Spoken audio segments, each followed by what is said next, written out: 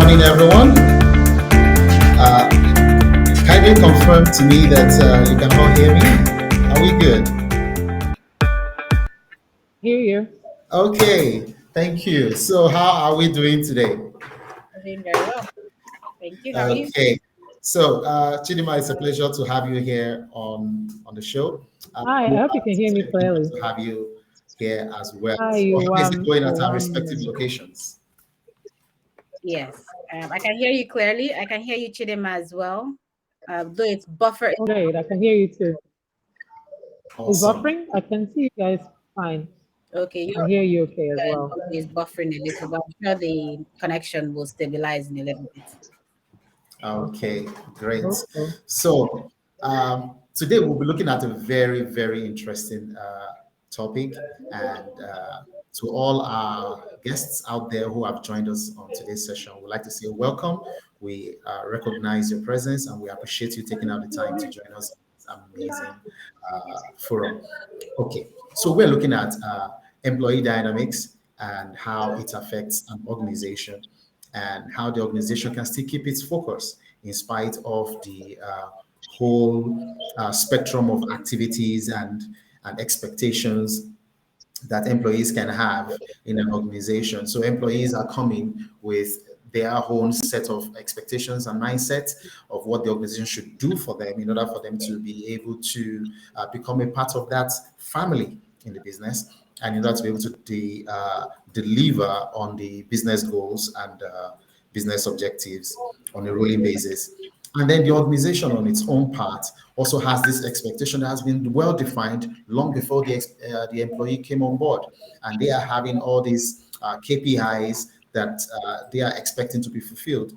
But because human beings are not machines, human beings tend to need frequent Windows updates, tend to need frequent patches, tend to need support, tend to need emotional support, financial support, sometimes psychological support in order to be able to deliver on their job.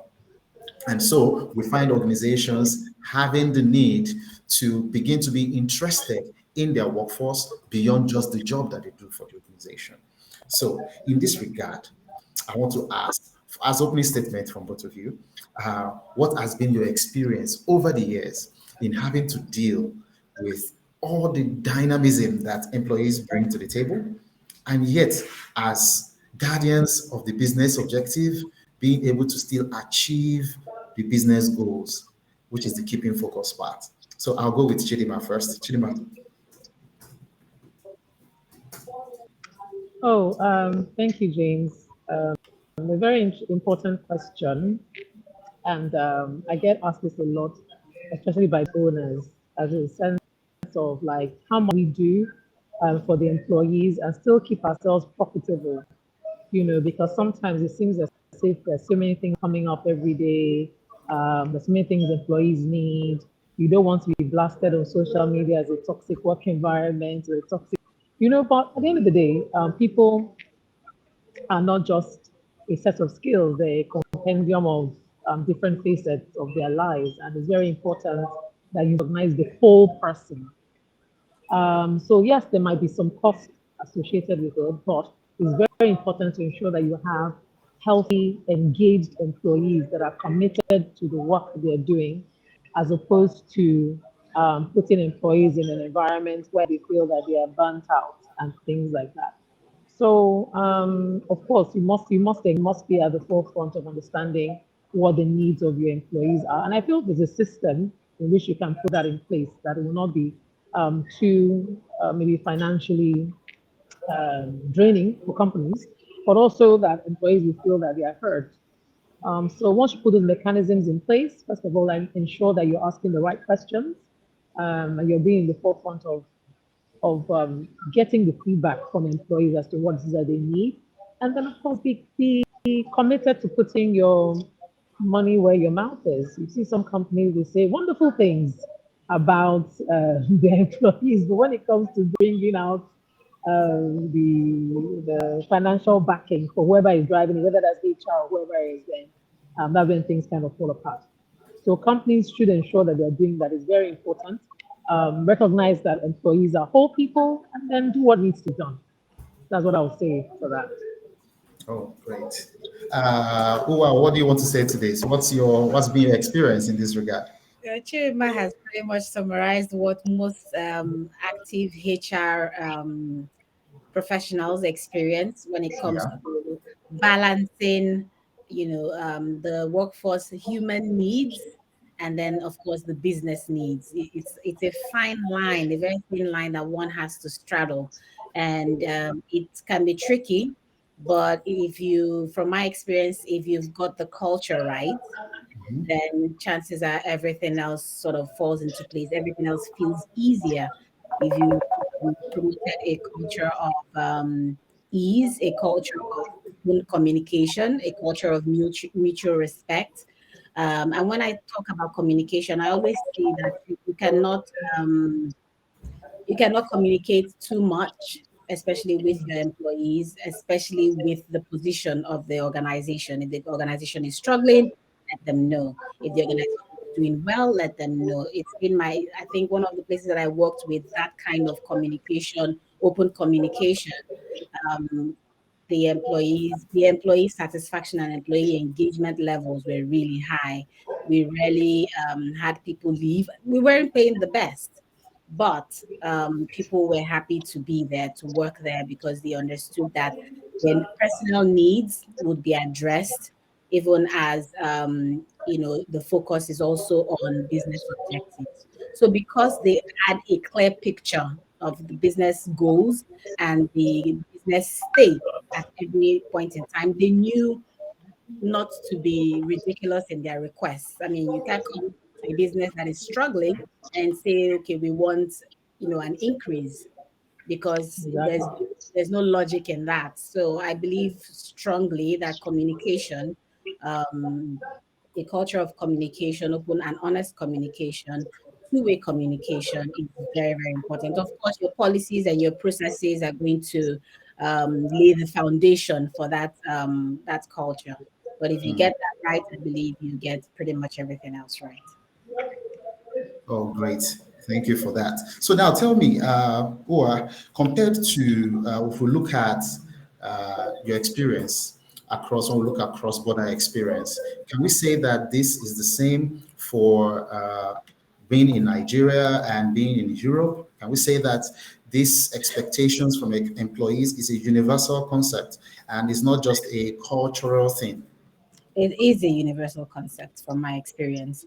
Even when I worked in Nigeria, one of the places I worked in was Unilever, and Unilever is a global conglomerate, as it were. And the cultures were similar across Unilever Global. So if you go to Unilever UK, you go to Unilever Bangladesh, the culture was essentially the same, of course, to varying degrees of success.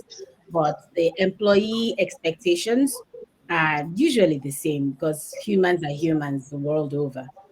People want to be seen, people want to be appreciated, people want to be treated as valuable. So it's the same everywhere. And any organization, regardless of geographical location, that gets it right, you'll find that your people will stick with you and that they will be happy with what you're doing. Okay. Chidima, I want to ask, in terms of the workforce that you've had to interact with, would you say that the generation gaps of those who are within a certain generation category and those who are in the most recent generation category, that the expectations of these two uh, categories of people is essentially the same in spite of the shift in mindsets that they have with regards to work? Great question. Generations play such an important part in how processes work, and even in terms of the engagement, let me call it the engagement. What the Generation X, or even now the millennials, because the millennials are kind of crossing over from the initial, oh, they were so difficult to deal with in the workforce. They're actually now crossing over into the more stable section of the workforce. And that's because they're now getting to the age where they're settling down, they're getting married, they're having kids. So their perspectives are kind of changing. And that's the beauty of generations. Each generation comes with its own benefits and skills. Initially, it's difficult. There might be some teething issues, but once you cross that, become easier. So now you're having your Gen Zs that are coming into the workforce, a whole different kettle of fish entirely. Um, and they need instant gratification.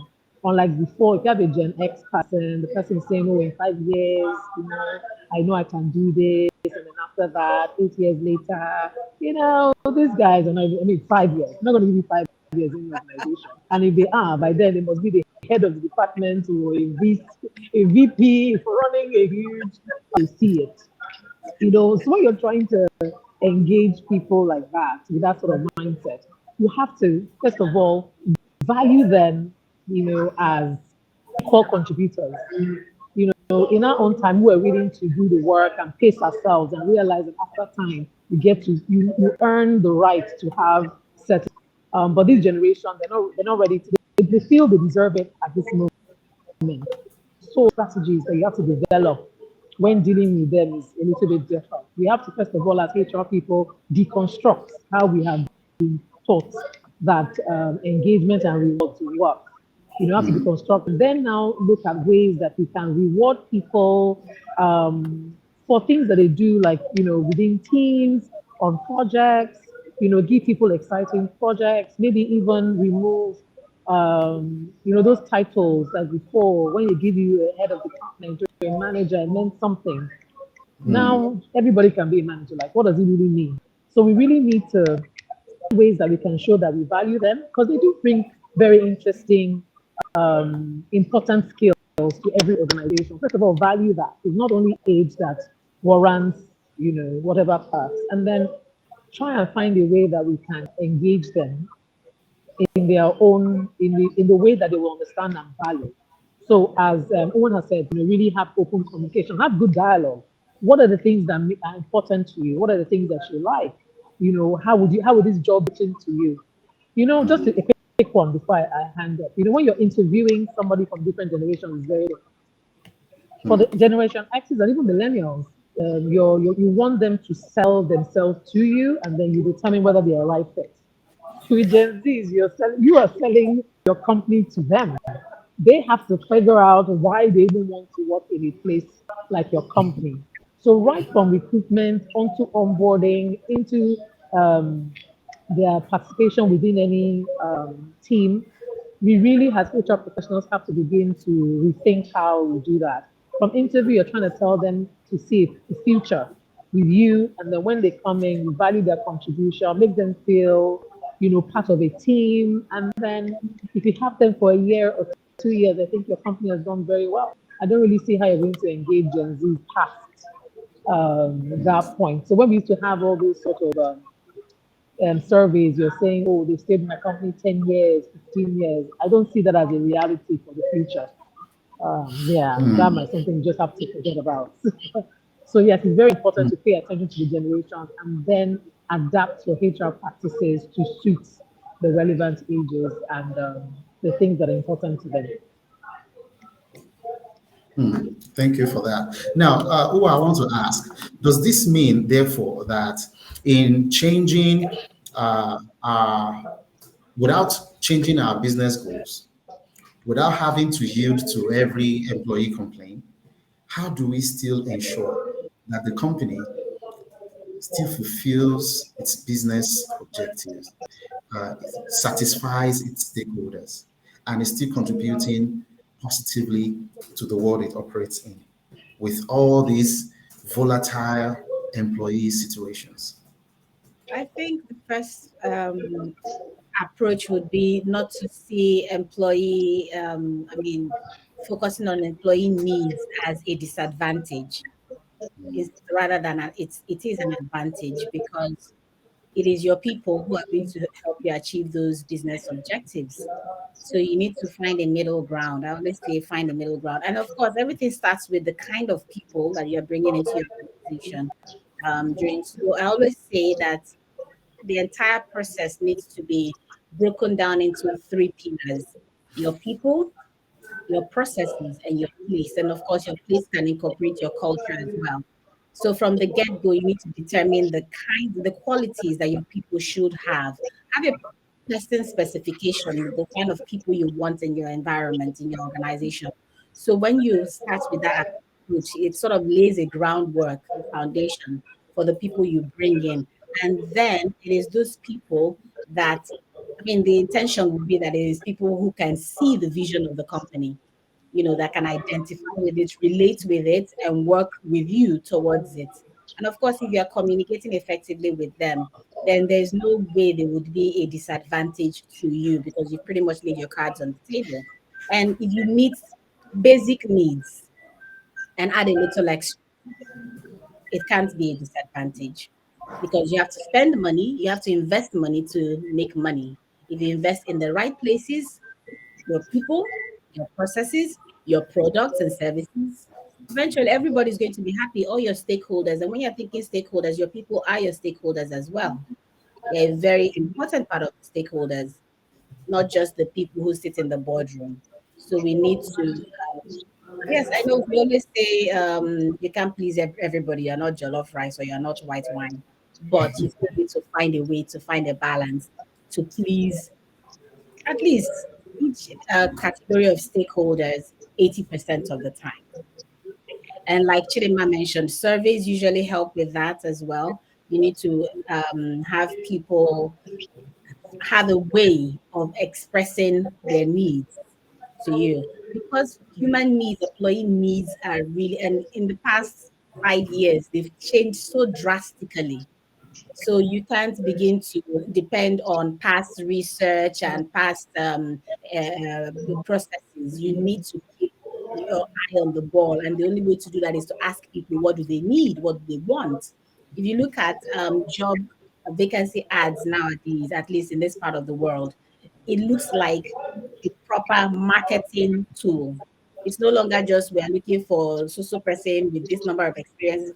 You are, like Chidima said, you are literally marketing the organization, marketing the manager who's going to lead this role, which is why organizations are also encouraging their managers and team leaders to put themselves out there as ambassadors of the organization because a lot of the times employees people go where they see people who are already in the organization that they value and respect. So they will gravitate towards that. So if your team, if your people also picture themselves as attractive, not just the organization saying we are attractive, but your people who work with you are also saying, I'm attractive, this company is attractive, I love working here, then people are going to gravitate towards you. And then everybody, it's easier to get those same similar thinking employees when you have already a mold that attracts the same kind of people. They say like minds think alike. Wow, thank you for that. So now this brings me to another question. Typically, when a business is set up, the stakeholders are looking at all kinds of assets that they need to work with. They look at fixed assets. They look at other kinds of assets. And then we finally came to the point where we realized that people are also assets, right? Now, every asset has its lifespan, and every asset has some maintenance costs to it. Now, for very large organizations, it's usually not a much of a brainer on how to take care of people. But for smaller size organizations, SMEs, what would you say is what advice would you give to SMEs who don't have those kind of processes? For example, the process might just be in the head of the business owner. It is not documented anywhere. It is not in the head of the employees. And then the employer has an expectation. The employees are falling short of it. And then there happens to be this combustion of emotions, and employees begin to see their employers as a different species of human being, and employers begin to see the employees as a lazy bunch of people. How do we manage this, especially for SMEs? Because I know a lot of SMEs, business owners, and the HRs of these organizations are in this session. What would you advise? You asking me? Yes. Okay. Okay. So first of all, to me, if you've got a vision in your head and then you're expecting people to follow you, that's I don't know how to what polite word to use for it. So I'm just going to say you can't have it in your head. People are not witches. They're not going to know what's in your head. You're going to have to voice it out. Communication. I think I tend to sound like a broken record when I keep saying communication, communication, but it is so valuable. The impact of communication is very huge. So you need to communicate, and it can't just be verbal because your idea today can be different from your idea tomorrow. So you've got to have it written down. It's got to be in black and white, which is where your processes come into place, your policies come into place. Now, if you're not equipped to do it, if you're not skilled enough to do it, then get someone who can tap to your head, bring out that vision that you've got for where your business is going, for the kinds of people you want in your organization, what you want them to be able to achieve within specific timelines. Get someone who can, there are consultants everywhere who can do it, you know. Hire someone who can do it. Hire a good HR manager who can help you how will I say, turn that vision into reality, into a picture that your people can buy into, that they can key into. And then, of course, you have performance management systems to ensure that we're all on track. If you've got this written down, it's easy to hold your people accountable, and it's easy for them to hold you as a business owner accountable. Now, a lot of business owners don't want to hear that they're being held accountable, but you have to be accountable to the people who work with you. They're spending their time, they're spending their resources, they're spending their life keying into your vision. So you've got to be accountable to them as well. So that God complex, especially from our part of the world, needs to be eroded a little, such that you can communicate the right information with your people. And of course, have respect for them, for their time, for their input. And that way they can get the same out of you. Okay, thank you for that. So I want to ask. This goes to Chidima now, who has mentioned quite a handful of things, and I know that to envision something is usually easy, but execution, implementation, following through can be a bit of a difficulty. Reason being that it now depends on the discipline of the person at the top of that business, and also the effectiveness and how committed the other sub leaders in the strata are to that overall vision and to delivering value down to the employees to get the best output out of them. So my question is this. Here we have, if an employer said that we are committed to you, we're not going to cut salaries, we are going to provide these benefits, and then employees come back and say these benefits are not enough, it's not really what we need, we want more. What would you recommend to small businesses now? How do they manage that? Because we find that when employees are emotionally dissatisfied, next thing they start using your internet to search for other jobs. so so now that creates for every organization high employee, there's a word for it, attrition, where uh, the business finds itself always hiring new people, and new people that you hire take time to bring up to the level of this person who is now threatening, who is now holding you and threatening hail and brimstone of exiting. Sometimes they don't even communicate it, it's in their heart. And if an HR person is paying attention, you would actually know, that something like this is likely to happen as a fallout of a very recent situation that has occurred. Without trying to expand it myself, you know, how have you treated such scenarios in the past? And what advice would you give to business owners? Okay, I'm going to talk about it from the Nigerian perspective, which is where I have experience with. The first thing is that many business owners, many SMEs, uh, they usually have a very interesting relationship with their employees. First of all, they expect their employees to be as committed and as dedicated to their vision as they are. And I always tell them, you are the vision carrier. That's not your employee's job. You can sell the vision to them and then they can buy into it, but it's not their role to be the cushion of your vision. That's the first thing. So it's just a misplaced expectation.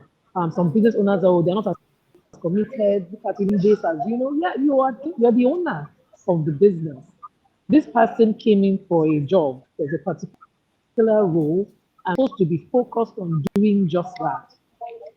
So the first thing is a misplaced expectation. So the owners always have due expectation for their employees, and they are always disappointed when the employees cannot meet up to this level. It's usually up for the person's job. It's usually bigger than what the person can accommodate. So that's the first thing. Then the owners, SMEs as well, always feel like, look at how much I am doing. That's the business owner. Again, you are the business owner. It is your job. Usually, it's your job to either expand the business reach or bring business or customers. If this person is not customer facing, you can't say something like, oh, this is so, you can look at how much business I'm bringing in. I'm the one that is doing everything. I mean, you employed me as the admin officer of the front desk. Like, I'm just trying to do my job here. So there's that again. So business owners, I find in Nigeria, I feel, of course, and we understand that the environment is so difficult for businesses to thrive. So they're dealing with so many issues, trying to keep their business afloat, and usually they transfer a lot of these expectations, sometimes unduly, to the employees. Yeah. Then secondly, of course, these employees are just still employees who have general employee needs. And of course, they would like that to be recognized by their employer. But the employers are dealing with all other big issues. They already have that on due expectation. So anything that the employees are requesting for it just seems like an excessive thing. Can you imagine what they're asking me for when businesses is going down? I'm paying diesel, I'm paying rent, I'm paying. Yes, we understand that. But these employees are still people that are living in society and still have to meet their own needs. So as I said before, and we've repeated so many times in this dialogue, you're going to have open and honest conversation. It's very unfair when I see business owners, SMEs, even non SMEs as well, telling employees how things are so difficult, but you're changing out your car to a Ferrari. I mean, like, you just bought your wife, the latest, like, so, and we see these things happen all the time. Employees are not stupid, So on one hand, they're telling you this is so difficult. But God, we're looking at you now. How difficult is this? So when you're open and you're honest, you're going to have to be somebody as a business owner that is willing to strip away the mask. Now, nobody you should now be impoverished because you have a business, but be honest. And another thing, there's no organization I've worked for, international or otherwise, where employees don't know everything that is going on in their life. Like, no matter how you try to mask it, hide it, they know. They know the income that you're receiving. They know the business that you have. They can calculate for you all these clients you have and how much you guys have made. When you're then telling that sort of employee that, oh, things are so hard, therefore I can't even meet my obligations of payment of salary at a due time every month that people can plan with, or things are so bad that you've done the same job and you don't have adequate healthcare, you don't have HMO that makes sense. You don't have basic allowances. It's not right. You're not going to get the best of your employees because the employees already know that there's the trust relationship between the employer and employee has already been damaged. So I'm just going to make these people, I'm going to be difficult in a workforce. There might not be formal unions in your organization, but staff will unionize. They will make your work difficult. And then employers also think it's easy for you to just sack somebody and get somebody else. There's a time of knowledge that person will need to acquire to produce at the level as that person that left. And HR people must be able to cost it for employers. If this staff leaves today, this is the cost, not just the recruitment cost of hiring. The time to fill has a cost. The recruitment will have the time that person will need to get up to speed will have a cost, no matter how knowledgeable that person is. There's an organizational knowledge that person does not have. So when you cost that, and what the person is asking you for is a benefit that is even a fraction I will tell my employers, and look at it, this person goes, this is the cost it's going to expend for you, another 100 or 700 or 800,000. This is minus the person's salary. I'm just talking about the additional cost. If this person is asking for a 200,000 increase, I think, sir, that it's better for us to just pay this person this month. So we need to be, as HR people, be ready to have matrices and data that employers can look at. There's no point of saying, I beg inside here. Just show you the numbers clearly. This person is asking you for an increase. This person has been here for this amount of time. Do you understand? As in, let's be real. People are people. And don't talk to your employers or treat them like they're idiots. That's the worst thing you can do. And your employees will frustrate you. They can staff know how to frustrate you. They can be present but absent. You know what that means? That they're there, but they are not really there. So I always tell SMEs that look, that thing that you're trying to do, first of all, that's not their role. It's not their job to be vision carriers. You will carry your vision enough that people can buy into the vision by how committed you are to it. That's not their job. Secondly, to do their job. Whatever you try them to do, let them do just that. SMEs in Nigeria have a very bad habit. One person, you employ the person as a HR person, the person will now be business development, the person will be admin, the person will be, on the same salary of the person is not your family member. Why do they have shares in your company? Why do you think they should carry all these different things? So allow them to do their jobs and then be fair to them. Be fair to your staff. If you're fair to your staff, usually they will produce for you. They will do what they need to do when they know that you're fair. When you treat them like they're not smart and then you do all sorts of things with them, they will frustrate you. So I say let there be trust in the employee-employer relationship. Allow people to do their job.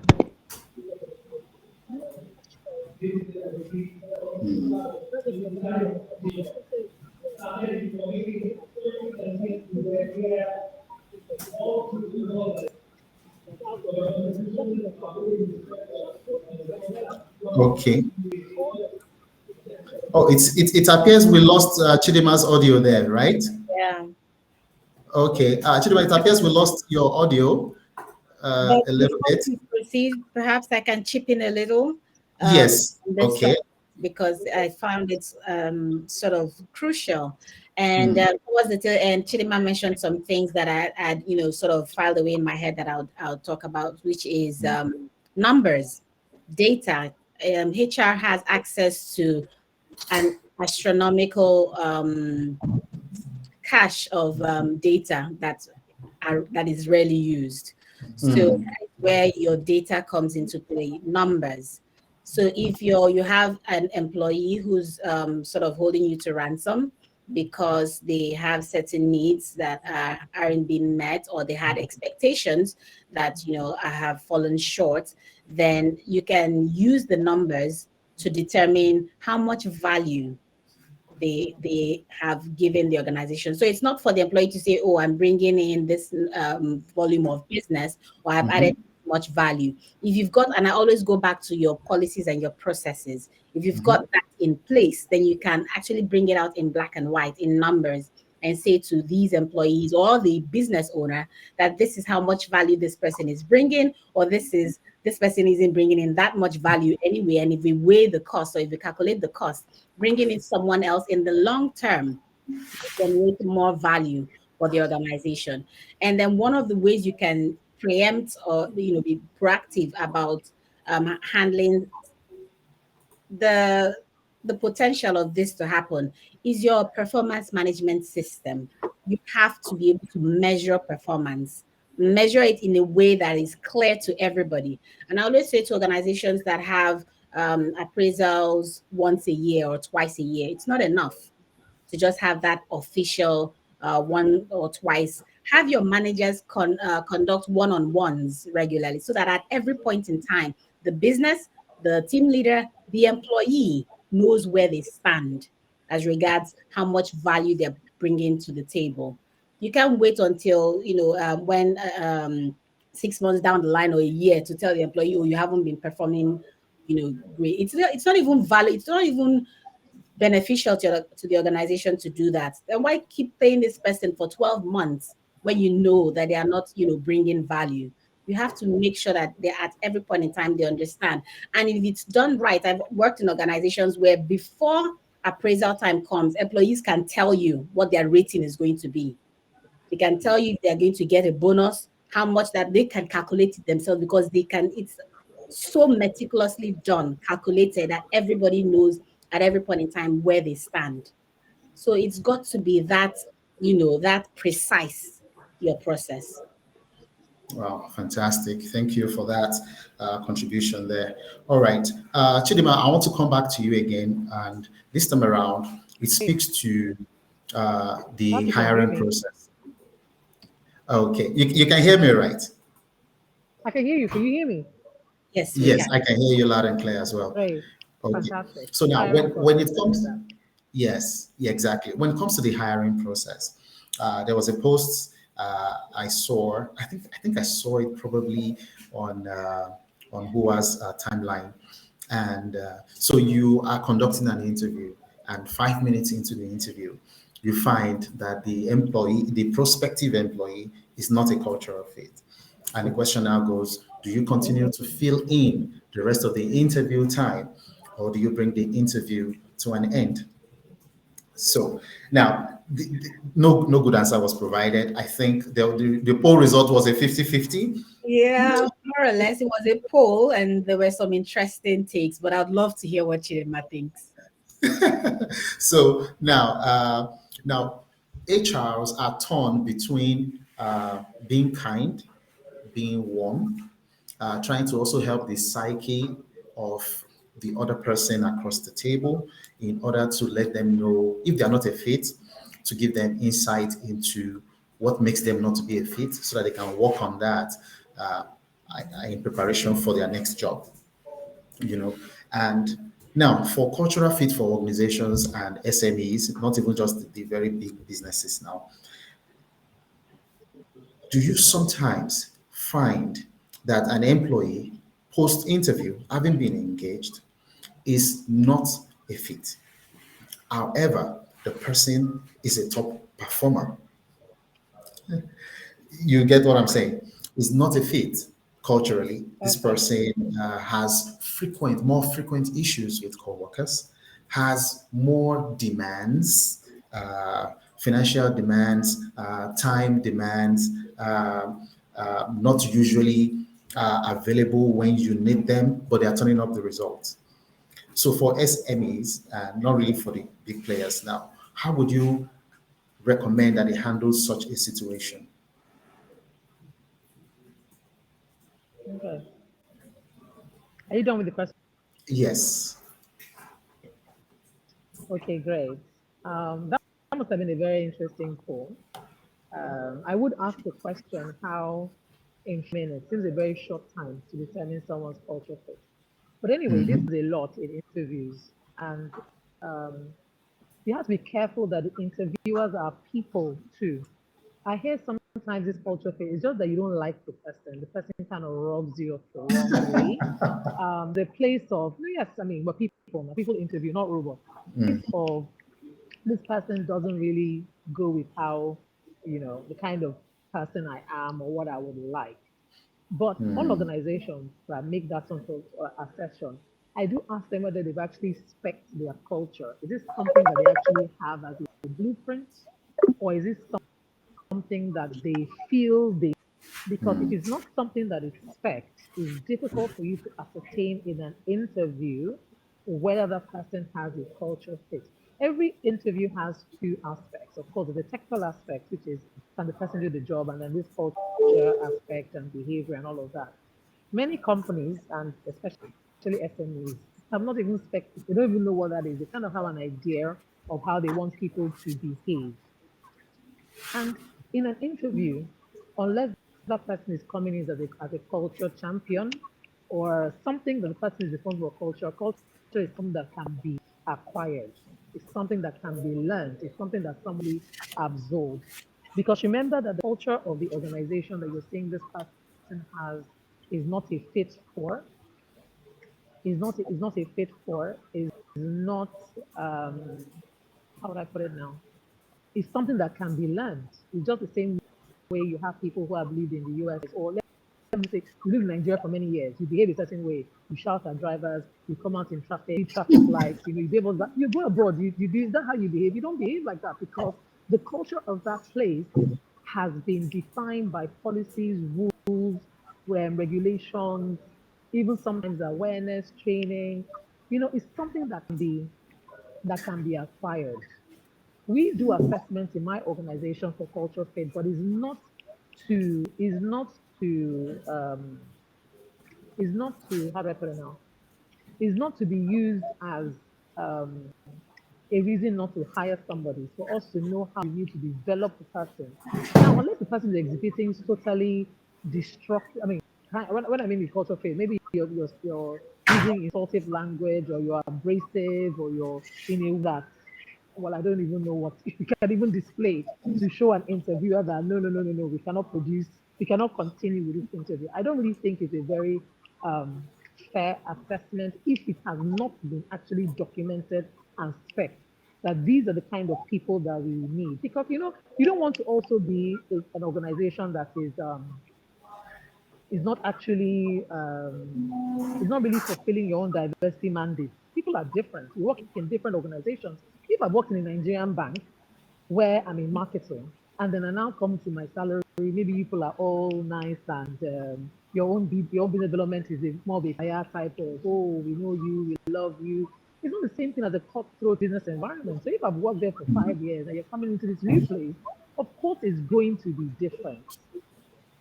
HR people, we need to be careful that you now don't become the person that is instituting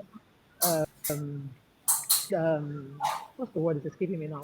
Stereotypes into your workforce and calling it culture, hiding under it that we like this sort of people. There's a psychological concept called groupthink. When all of you are the same and you think the same and you behave the same, your ability to innovate becomes vastly reduced, greatly reduced. And even when people are about to make a mistake as well, because all of you are of the same sort of mindset and thinking, it's difficult for anyone to spot that this is a problem we're about to encounter. So it's good to have a really diverse workforce. And in diversity, sometimes they are not in behaviors and ways that you're used to. As long as it's not be disruptive. One, you it properly, know what they are looking for. Two, you have to be able to see what the person is doing or exhibiting that is greatly different from the culture that you have. And then three, if the person has the requisite skills, be ready to put training, coaching, development, sometimes even behavioral analysis and things like that into it to see the person succeed. Because you really don't want to get into the place where, because I find, unless you're trained for the 5 minutes, you really have to tell me what you did, what you saw, what the person exhibited that was so strong that you said this person is not a cultural fit. I see HR people do it a lot, and I always tell them, well, what gave you the right to make that assessment? You might not like the person might rub you the wrong way, or the person might have done something that was really wow, but is it enough to disqualify the person from a job? Now let's situate that into our country as a Nigerians. We know we are. We have our own kind of behavior and things like that. I've been in panels as well that were with expatriates, and somebody has made a comment like this: an expatriate. And I told the person, she's not aggressive. We speak in a manner, we speak in a manner forceful. Our voice on a general is even loud. The average Nigerian person speaks with a high octave. It doesn't mean the person is aggressive. And that's what Lily kept saying. No, no, she comes across as very aggressive. So what I just want us to do when we say the person has a cultural fit is, first of all, make sure that you're trained to make that assessment. Two, make sure that your culture has actually been set so that you know what it is that you're looking for. And then we have to be very mindful that we are not contract whatever diversity or um, non-stereotypical behavior that we're trying to actually um, ensure that we have in the workforce. I think that's very important. And then we could bring it now back to SMEs. Small businesses sometimes don't have this manner of detail. This is more a more established organization. They have diversity policies, champions, and all of that who are trying to look for things. Because if you are on the panel, and that kind of assessment, if an established organization, somebody can take you up ethics tribunal, diversity, they can write something, oh, this person didn't like me. And if it's investigated and it's true, I wonder what you're going to say in 5 minutes, what you saw that made you make such a strong assessment. assessment. Mm. Then we don't even have that. So I just try and get people, give them the requisite training. But if you are in the panel and you are so convinced that the person doesn't meet that criteria, I wouldn't say you should end the interview. I think for all people, they have a duty of care and of responsibility really to let the person get feedback. I mean, like, there's a reason why we're not progressing with this interview. And you know that at this moment, that's it. I think you can spare 2 or 3 minutes to give feedback. I do it a lot in all my interviews. There are many people I've interviewed, and honestly, it's not even behavioral fit. Maybe it's not they're not fit for the role. Then I tell them, oh, this is the reason why. That oh, this is what we see, and we're still going to review it. But from this assessment, I'm not really sure. Based on you must be able to give information, and then if it's culture, if you're really unsure that it's culture, the person's behavior is not bad. It just does not fit whatever it is that you people have spec that you need. If that's the reason. So it's also important for the person to know because James, in the next interview, so that the next interview, some company is looking for that sort of behavior or whatever it is. Yeah, that might be something that the person is looking for. Just for your own company, this is what we expect as a culture. Mm. This is what we're looking for. But from this interview, you're not exhibiting. Because remember, this is just an interview. The person could be nervous. The person could have been ill-advised by whoever prepped them for that interview. The person might be, if I give an example of aggression again, like I used earlier on, the person might actually be naturally timid. But the person that you're going to emotional, make sure you show them you know what they're saying. The person came in already gone, that might not be the person. So yeah, which is why feedback is so important. You say, oh, in our culture here, for instance, we like people that are a little bit more, calmer, more soft-spoken. You seem like not to use aggressive, but you probably use another word. And the person will say, well, actually, no. The person will give you the opportunity you hear the opportunity to hear what the person has to say. And the person will say, actually, I'm not like that. But my HR consultant who's going for this role has told me I need to come out. So you tell them, take a moment. I've done this many times. I tell them, take a moment and let's rewind. Let's start this interview again. And then we begin. Yes. We must be empathic. We must be fair. Like at the end of the day, what are we trying to achieve here? I'm trying to make sure I get the best person for my company. You might be the best person, just warehoused in a casing that might not suit what we're looking for. And really, if it's established, the person doesn't have it. There's so much interventions that can be done. I mean, there's coaching, leadership coaching, executive coaching, there's behavioral consultation. I mean, there's therapy if required. This is the same thing you say about giving back to the whole person. The person is not just one year. And technically, that person could be fantastic. So why would you forgo that just because you want somebody like you? Sometimes the easiest way is not the best way.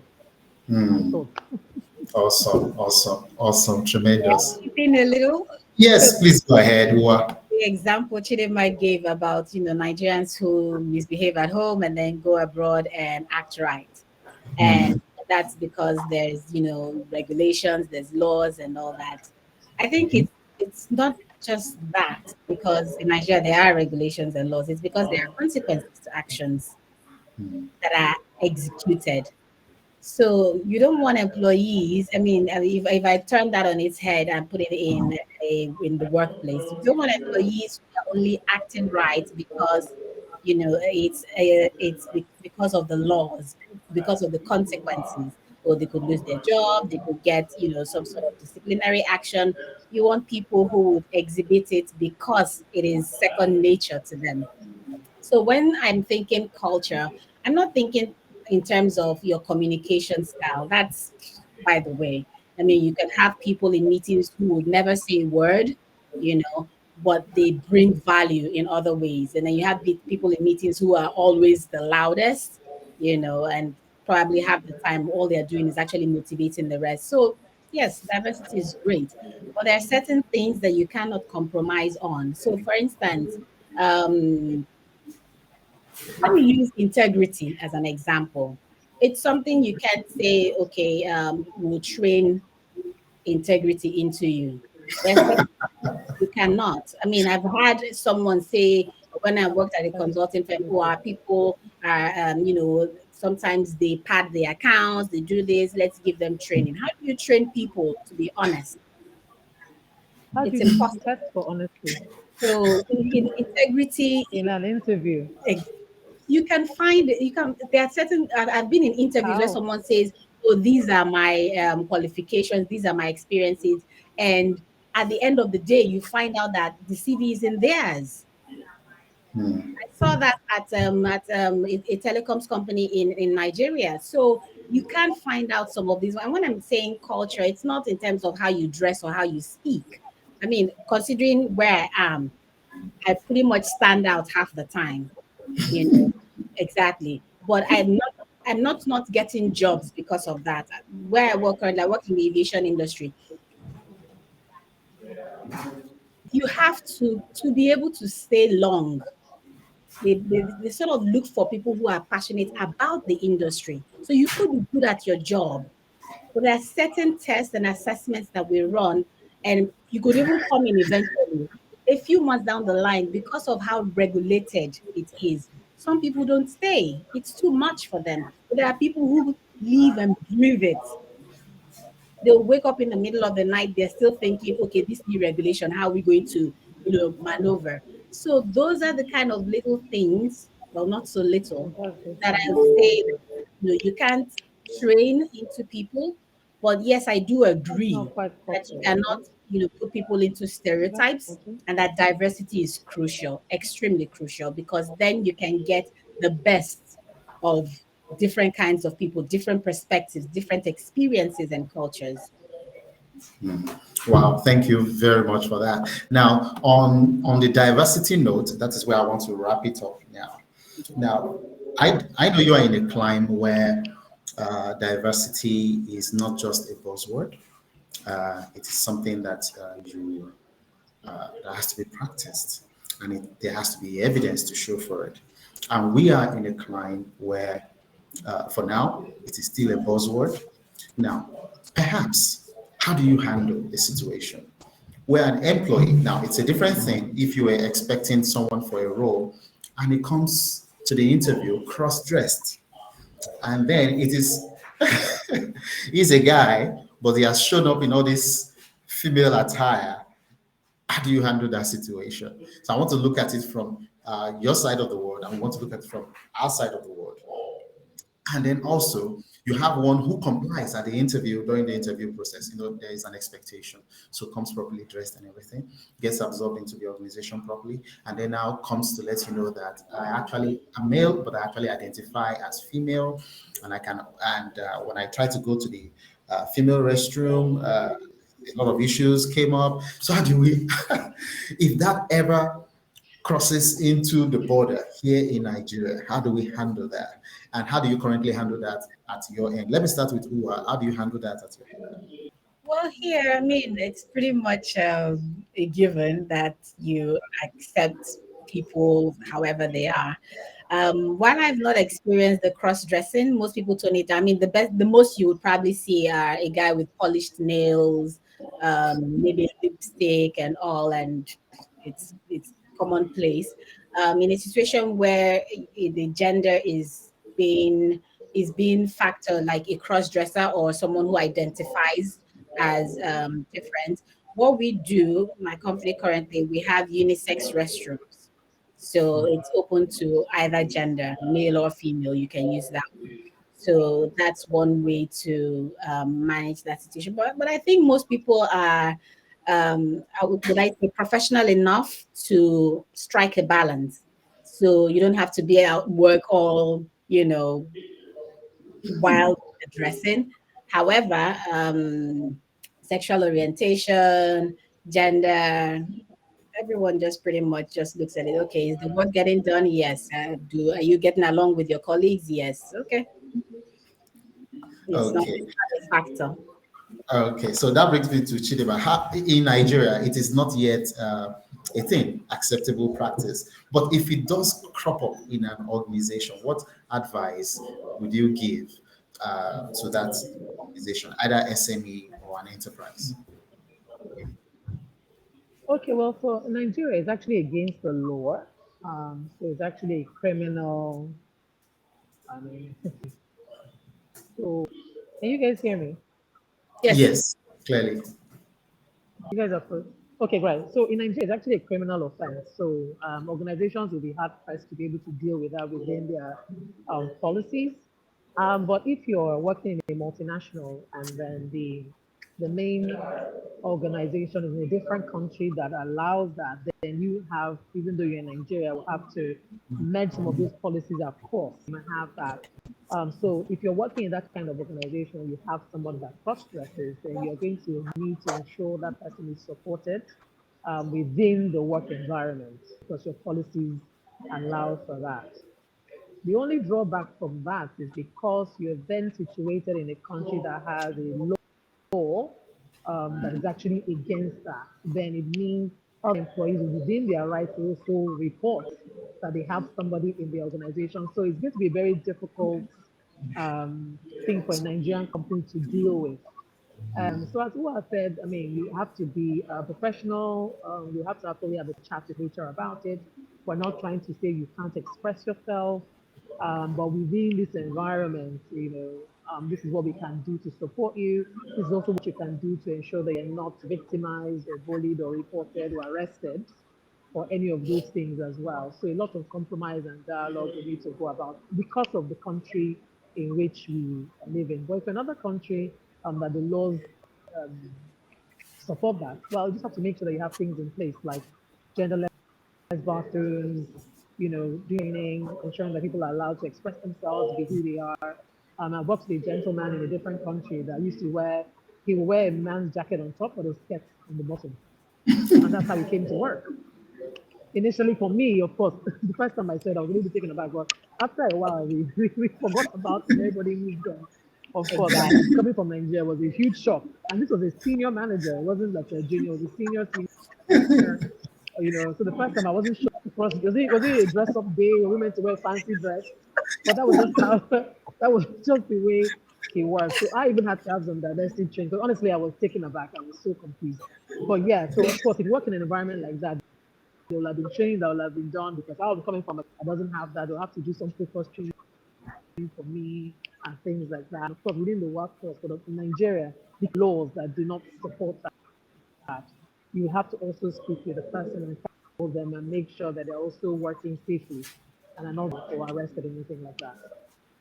Awesome. Thank I, you. I Thank think you. I Yeah. think the key diversity issues Nigeria has is gender and gender age and what else? Maybe tribal, but usually gender and yeah. Sexual orientation Yes. as well. Okay, maybe that's a thing now, but when we worked in Nigeria, it was mostly gender. I mean, those were the kind of diversity issues that I encountered that we had to work on, where you go to an executive meeting and 9 out of 10 are men, and one female.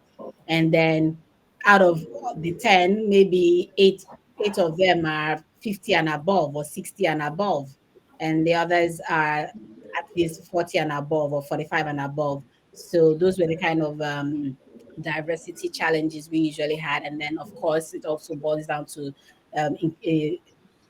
crafting a policy that actually finds ways to balance it out such that are we going to increase the number of females that we are bringing into the organization? Are we going to set up, I don't know, some sort of intervention for females who are doing well to fast track them into leadership positions, such that at the end of the day, we have, a younger pool of leadership team? Because there was a company I worked with, and we actually had to start doing that because whenever our foreign colleagues from abroad, from other countries came in, a VP of this or a regional director of that, they were people in their late 20s to early 30s. And then you had sitting at a meeting with their Nigerian counterparts, and these were people in the 50s. It was ridiculous. And then sometimes females would come, and then everybody else, every other, brown skinned person was a male and 50 and above. And then you have this young 28, 29-year-old who's the boss of them all. It looked, very, very odd. So we had to start actively trying to mitigate the imbalance in the diversity. Awesome. Thank you. Thank you so much, Ua. Thank you so much, Chidima. It's been a pleasure having you here, having this wonderful, wonderful exchange to the benefit of our audience and also to my benefit. It's been a very fantastic learning session for me. I want to say thank you for making this possible. And to our guests online, I want to say thank you for joining us and for your comments and participation. And that's how we bring it to a wrap today. And we wish you a wonderful, wonderful day out there. So we'll be seeing you next month as well. Thank you. Thank you for having me. This was very enlightening. Thank you, Chidima. Thank you. Thank you, Chidima. Thank you. Thank you as well. Thank you, guests. Have a wonderful day. Thank you. Bye, guys. Bye.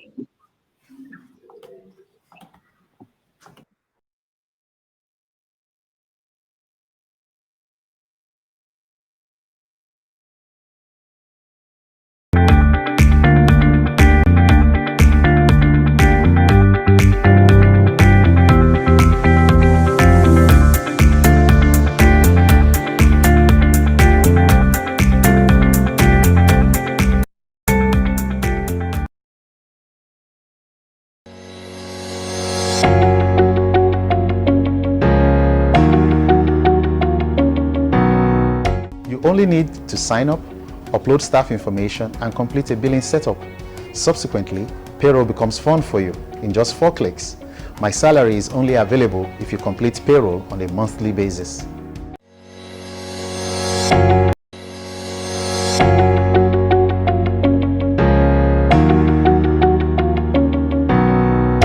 My salary costs nothing for installation or subscription.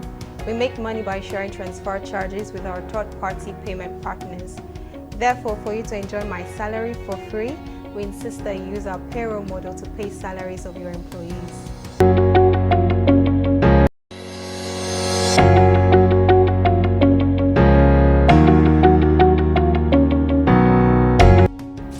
My salary was designed to help business owners simplify HR processes.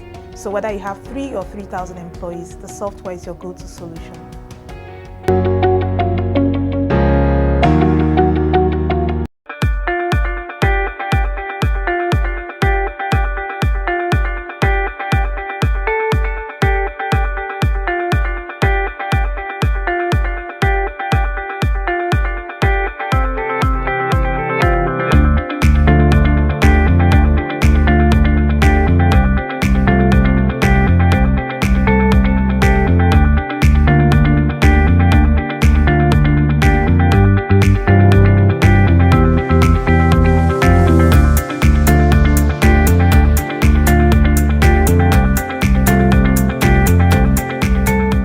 Charge of your HR process with my salary.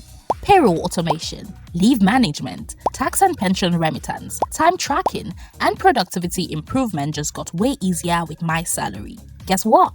You get to do all this and more for free. Embrace the new world of work. Visit www.mysalary.com to sign up and onboard your employees. Do more with my salary. Get started today.